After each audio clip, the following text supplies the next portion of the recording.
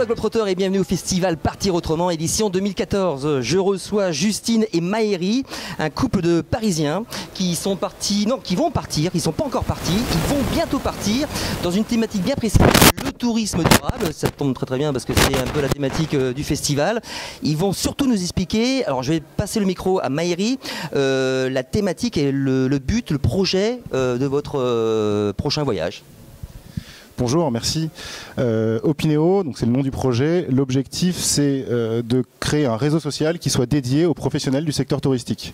Ce réseau social, il proposera quoi? Il proposera une base de données de solutions concrètes, de bonnes pratiques, qui sont éprouvées, mises en place par des homologues voisins ou à l'autre bout du monde, pour permettre à chaque professionnel du secteur de responsabiliser sa démarche, son activité. L'utopie derrière ça, c'est que le tourisme durable devienne la norme. J'aurais déjà une première question et je vais la poser à Justine. Est-ce que ça existe déjà ce genre d'initiative? Alors la réponse est oui et non. C'est-à-dire que c'est en développement, il y a des organisations qui ont commencé à développer ce genre de pratiques-là. Malheureusement, ça manque d'outils, ça manque d'organisation et donc non, ça n'est pas abouti, on ne peut pas dire que ça existe vraiment aujourd'hui. Oui, preuve en est, les professionnels du secteur que l'on rencontre, nous maintenant depuis 6 mois qu'on travaille sur ce projet, sont tous isolés, ils se sentent tous seuls dans leur démarche, malgré le nombre d'institutions, d'associations, de réseaux qui se créent, en fait ils ne le trouvent pas, il n'y a pas de visibilité, il n'y a pas de lisibilité, et surtout ça manque de pragmatisme pour passer concrètement à l'étape supérieure, à la vitesse supérieure. Alors c'est un choix de couple parce que donc vous êtes en couple, c'est vraiment un projet bien ancré. Pourquoi vous êtes autant motivé par ce projet-là? Qu'est-ce qui vous a vraiment titillé? Ça t'en parle bien, hein? Non, c'est un choix de vie, c'est un peu une utopie qu'on a tous les deux depuis qu'on est tout petit et on s'est joliment rencontrés dans le monde professionnel. Donc le professionnel, on a l'habitude de travailler ensemble.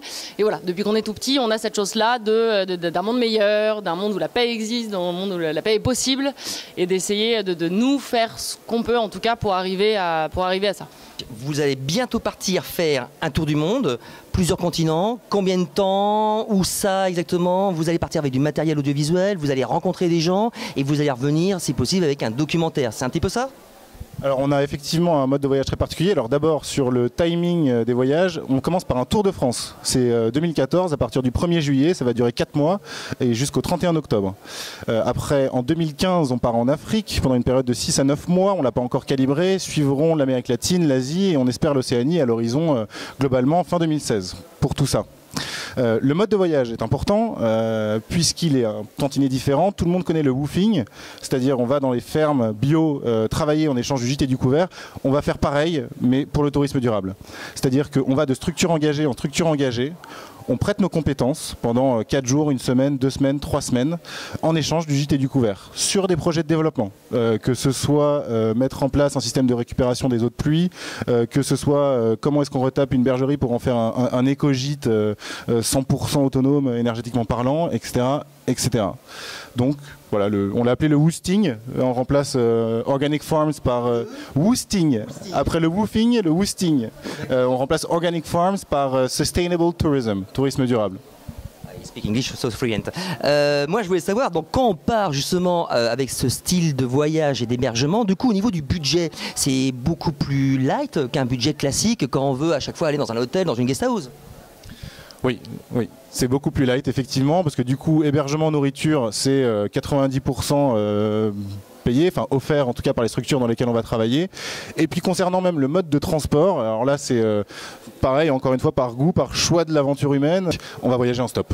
Donc là encore, ça va nous permettre de faire des économies, ce qui nous permet d'optimiser si vous voulez le budget sur la partie, vous parliez d'audiovisuel tout à l'heure, oui, on va essayer de faire une série web documentaire, on va essayer de tirer des documentaires à la fin de nos voyages, à chaque étape, etc. Et donc notre budget on pourra le concentrer plus là-dessus et sur les développements technologiques de la plateforme internet qu'on est en train de mettre en place.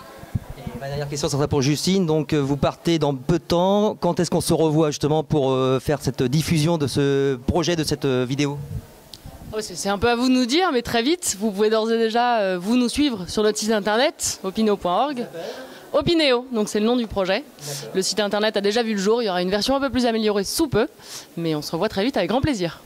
Justine et Maëri, donc le tourisme durable. Je rappelle le site internet avec la petite carte et le petit logo qui va bien, opineo.org. Merci à vous et à très bientôt. Merci beaucoup.